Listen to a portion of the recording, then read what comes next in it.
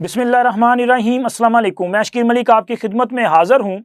Imran Khan, Tehreek Insaf, intra party انتخابات اور بلہ سب کے سب اڑ گئے ہیں، پوسٹر لگ گئے ہیں، اور اس کے ساتھ ساتھ عمران خان اور بشرا بی بی کے ناجائز تعلقات، عدت میں شدت کا معاملہ، اس کے ثبوت بھی جناب سامنے آ چکے ہیں۔ یہ سارا ماجرا کیا ہے، اور آج کے اس ویلاگ میں اور دیگر اہم ترین خبریں بھی ہیں جو آپ کے ساتھ شیئر کرنی ہیں۔ اس سے پہلے کہ یہ تفصیلات آپ کے ساتھ میں شیئر کروں، درخواست یہ ہے کہ جن دوستوں نے ابھی تک ہمارے چینل کو سبسکرائب نہیں کیا وہ اسے سبسکرائب کر دیں، ویڈیو کو لائک اور شیئر ضرور کر دیا کریں۔ اس کے علاوہ کمنٹس باکس میں یہ ضرور بتائیے گا کہ آپ ہمیں کس شہر اور کس ملک سے دیکھ رہے ہیں، جبکہ آپ کے سوالات جو ہیں وہ ہمارے لیے بہت اہمیت کے حامل ہیں۔ ہم چاہیں گے کہ آپ اپنے سوالات بھی ہم تک پہنچائیں تاکہ ہم اس پہ رسپونڈ بھی کریں۔ تو جناب آج کے ویلاگ کی جو اہم خبریں ہیں ان کی طرف آتے ہیں۔ ایک تو تحریک انصاف کے انٹرا پارٹی انتخابات کا معاملہ چیلنج ہوا تھا، اس پر نوٹس جاری ہوا ہے، اور اس کے علاوہ جناب علی کچھ لوگوں کو اشتہاری قرار دینے کی کارروائی کا آغاز کر دیا گیا ہے۔ یہ بڑی اہم سٹوری ہے، وہ خبر جس کو میں بڑی خوشی کے ساتھ آپ کے ساتھ شیئر کرتا ہوں، اور میری یہ خواہش ہوتی ہے کہ یہ لوگ جن کے خلاف کارروائی کا آغاز کیا گیا ہے ان کو نشان عبرت بنایا جائے، اور اسی طرح تحریک انصاف اگر یہ سیاسی جماعت کے طور پہ پرفارم کرے تو اسے سیاست کرنے کا حق حاصل ہے، لیکن اگر یہ انتشاری کام کرے تو کسی بھی انتشاری جماعت کو بطور سیاسی جماعت کے کام کرنے کی اجازت جو ہے دینا بھی میرے خیال میں کوئی بہتر عمل نہیں ہے ملک کے لیے اور اس قوم کے لیے۔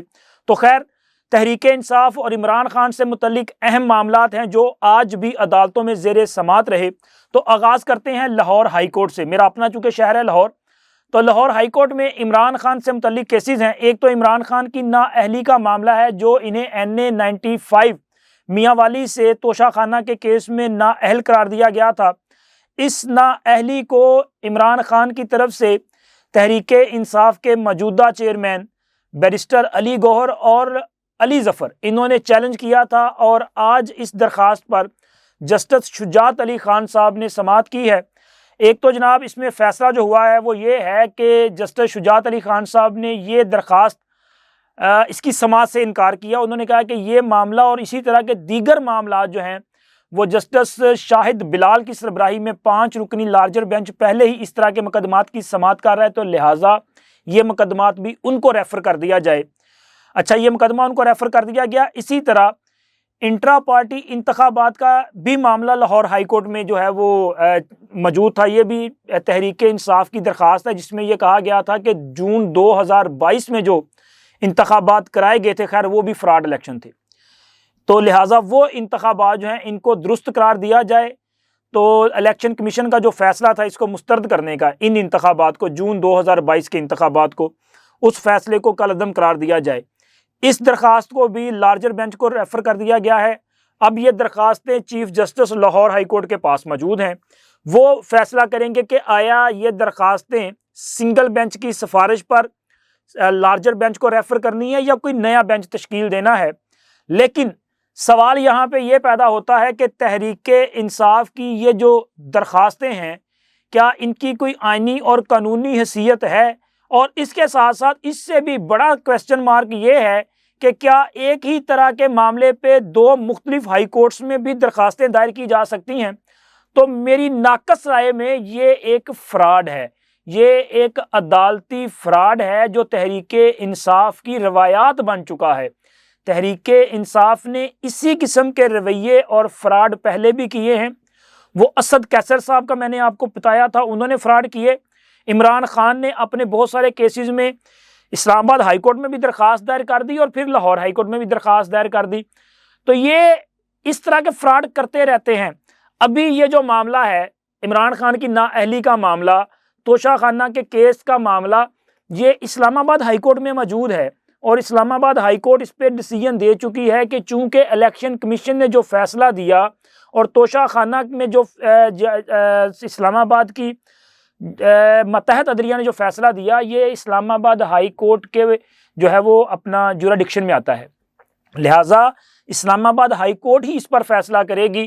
اب اگر اسلام آباد ہائی کورٹ کا یہ فیصلہ موجود ہے، اس کی موجودگی میں لاہور ہائی کورٹ آنا، تو یہاں پہ سوال یہ پیدا ہوگا کہ کیا سرکاری وکیل کیا موقف اختیار کرتے ہیں، اور اگر وہ اس حدود کو چیلنج کرتے ہیں لاہور ہائی کورٹ کا جو دائرہ اختیار ہے، تو اس کے بعد ہائی کورٹ کیا موقف اختیار کرتی ہے، کیونکہ ایک ہی میٹر جو ہے وہ دو جگہوں پہ کیسے اس کو جو ہے وہ چیلنج کیا جا سکتا ہے اور وہاں پہ فیصلے کیے جا سکتے ہیں۔ انٹرا پارٹی انتخابات کے حوالے سے بھی اسلام آباد ہائی کورٹ میں بھی میٹر موجود ہے اور یہاں بھی کر دیا گیا۔ یہ فراڈ کرنے کی کوشش کی جا رہی ہے، تو مجھے تو لگتا ہے کہ یہ فراڈ پکڑا جائے گا اور ان کے گلے پڑ جائے گا۔ اور اس کے ساتھ ساتھ جناب انٹرا پارٹی انتخابات، یہ جو فراڈ انتخابات کروائے گئے تھے ابھی تازہ جن میں بیرسٹر علی گوہر صاحب کو منتخب کیا گیا تھا، یہ معاملہ الیکشن کمیشن میں چیلنج کیا جا چکا تھا۔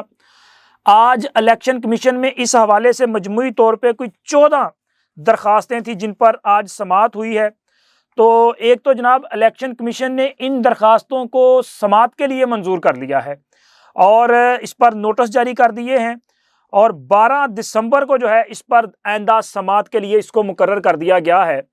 اب اس کیس کو سماعت کے لیے مقرر کرنے کا مطلب یہ ہے کہ یہ جو فراڈ الیکشن کیے گئے، اگر ان کو بھی الیکشن کمیشن نے کالعدم قرار دے دیا اور ان کے خلاف بھی اپنا جو فیصلہ ہے وہ جاری کر دیا، تو اس کا مطلب ہے کہ تحریک انصاف کا جو انتخابی نشان ہے بلہ، یہ میرا خیال ہے کہ پھر ان سے چھن جائے گا، اور بات اسی طرف آگے بڑھ رہی ہے، کیونکہ جو ڈائریکشن تھی الیکشن کمیشن کی اس میں یہ تھا کہ آپ پارٹی کا جو آئین ہے اس کے مطابق انتخابات کروائیں، لیکن یہ جو انتخابات کروائے گئے جس میں علی گوہر صاحب کو منتخب کیا گیا، یہ تو سراسر ایک وہ کیا کہتے ہیں فراڈ سے بھی بڑی کوئی چیز تھی یہ سارا کچھ جو کیا گیا، کیونکہ پارٹی آئین کے مطابق ان کے جو انتخابات ہیں اس میں باضابطہ طور پہ ایک ووٹر لسٹ جو ہے وہ ایشو کی جاتی ہے، نومینیشن پیپر فائل کیے جاتے ہیں، ان پر اعتراضات آتے ہیں، ان کی سکروٹنی کی جاتی ہے، اس کے بعد حتمی فہرستیں لگتی ہیں، پھر پولنگ ہوتی ہے،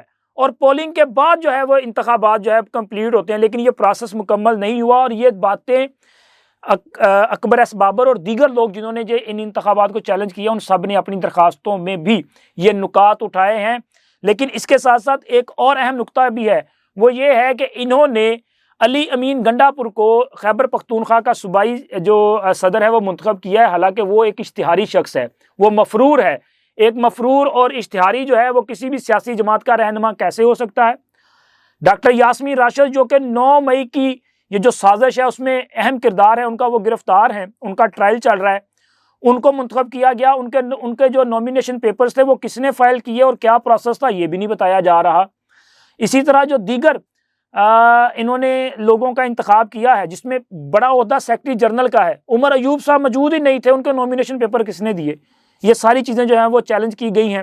اب اس نوٹس کو جاری ہونے کے بعد تحریک انصاف اپنا جواب دے گی، اپنا ڈیٹا دے گی، اور اگر الیکشن کمیشن نے تحریک انصاف کے آئین کو کھول لیا اور دلائل کو سن لیا تو جناب علی تحریک انصاف سیاسی جماعت کے طور پہ بھی فارغ، عمران خان تو پہلے ہی فارغ، بیرسٹر گوہر بھی فارغ، اور اس کے ساتھ ساتھ جو بلے کا نشان ہے وہ بھی سارے کا سارا فارغ۔ ویسے ان کی زبان میں وڑ گیا، وہ یہ تو وڑ گئے کہتے ہیں نا، تو اس کا مطلب ہے جناب یہ سارا کچھ جو ہے وہ وڑ جائے گا، اور پھر ان کے پاس جو ہے وہ کچھ ایسا ہاتھ نہیں بچے گا کہ جس کی بنیاد پہ یہ کہہ سکیں۔ اور جناب علی اس کے ساتھ ساتھ ایک اور بڑا اہم معاملہ جو ہے وہ بھی عدالت میں تھا، یعنی کہ عمران خان اور بشرا بی بی کے یہ جو ناجائز تعلقات کا معاملہ ہے، خاور مانیکا نے جو استغاثہ دائر کیا ہے جس میں عدت کے دوران نکاح، جسے وہ عدت میں شدت کا نکاح کہا جاتا ہے، اس معاملے پر بھی آج جو مقامی عدالت ہے وہاں پہ اس کی سماعت ہوئی ہے،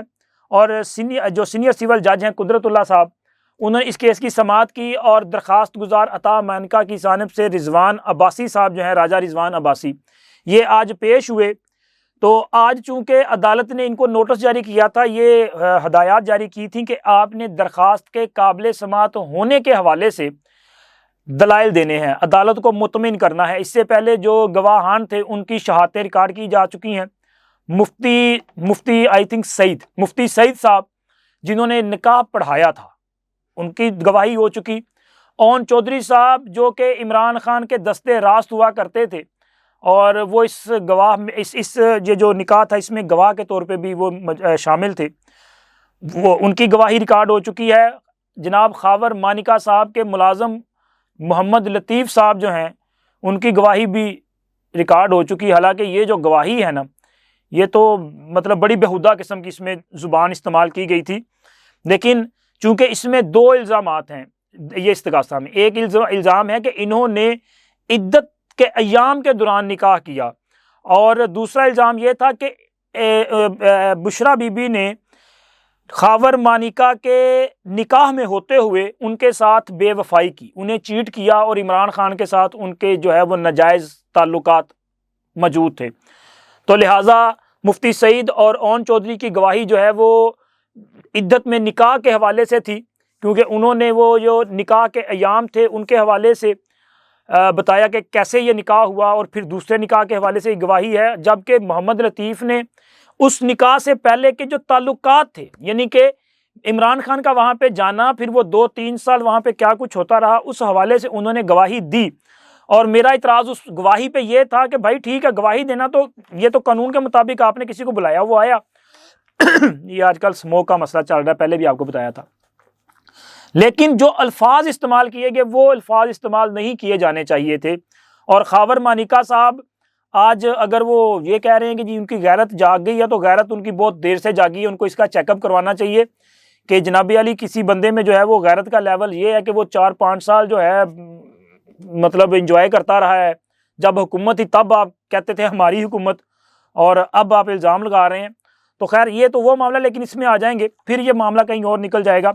تو جناب انہوں نے راجہ رضوان عباسی صاحب نے آج عدالت کے سامنے یہ استدعا رکھی ہے کہ وہ اس معاملے پہ, یعنی کہ عدت میں نکاح اور ناجائز تعلقات کے جو الزامات ہیں, اس حوالے سے کچھ دستاویزی ثبوت عدالت کے سامنے رکھنا چاہتے ہیں. تو انہیں مہلت دے دی جائے, جس پر عدالت نے ان کی یہ استدعا منظور کی ہے. اور سماعت جو ہے وہ آئندہ ہفتے یعنی کہ پیر کے روز تک 11 دسمبر تک ملتوی کر دی ہے. اب 11 دسمبر کو ثبوت بھی آئیں گے. وہ ثبوت کس حوالے سے ہو سکتے ہیں؟ وہ ثبوت ہو سکتے ہیں کہ جناب ایک تو میرا خیال ہے کہ عدت کے ایام کا جن کے طلاق کب ہوئی, اور وہ سرٹیفکیٹس وغیرہ ہو سکتے ہیں. اور باقی ثبوت کیا ہو سکتے ہیں؟ اگر کوئی CCTV کیمرہ لگ گیا تو کہتے ہوئی نہ کوئی ویڈیو آ جائے, پہلے ہی بڑا گند مچیا ہوا ہے, دیکھیں اب اور کیا نکلتا ہے. تو یہ معاملہ جو ہے یہ بھی کافی گمبھیر قسم کا ہوتا جا رہا ہے.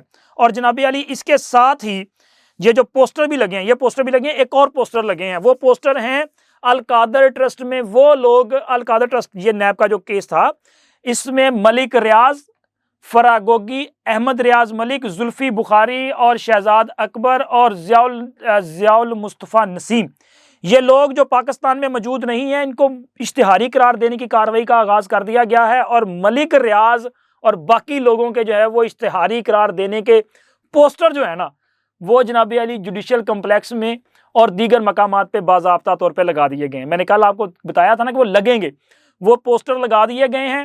اور ان پوسٹر میں یہ ہدایت جاری کی گئی ہے بذریعہ اشتہار, اور یہ اشتہار اخبارات میں بھی جاری ہوں گے انشاءاللہ تعالیٰ. پوری دنیا دیکھے گی کہ پاکستان کا ڈان جو تھا, جو سمجھتا تھا کہ وہ سب سے طاقتور آدمی ہے, وہ اشتہاری ہوگا. اور پاکستان کے تمام اخبارات میں اس کی تصویریں چھپیں گی کہ یہ بندہ مفرور ہے, اور اس کو طلبی کا نوٹس ہوگا کہ جناب علی 6 جنوری کو آپ ذرا عدالت میں آئیں. اب ان کی جان نکلے گی یہاں پہ آنے سے, کیونکہ یہاں پہ جب آئیں گے تو پھر جناب علی بتانا پڑے گا کہ کتنا پیسہ جو ہے وہ عمران خان کو اور بشریٰ بی بی کو تحفوں کی صورت میں اور دیگر چیزوں میں دیا, اور کتنے کی یہ زمین گفٹ کی, اور وہ جو NCA نے پیسہ بھیجا تھا اس کے فراڈ, اور وہ ساری چیزیں جو ہیں وہ بتانی پڑیں گی. اگر آپ نہیں آئیں گے تو ملک ریاض صاحب اس سے آپ کے نہ آنے سے بھی خوشی ہوگی, کیونکہ آپ کی جائیداد ضبط ہوگی اور یہ پیسہ جو ہے وہ پاکستان کے غریب عوام کے کسی کام آ جائے گا. دیکھیں کہ عدالتوں نے یہ جو سٹیپ لیے ہیں یہ اپنے منطقی انجام تک کب تک پہنچتے ہیں. اب تک کے لیے اتنا ہی, ملتے ہیں اگلی ویڈیو میں. اللہ حافظ.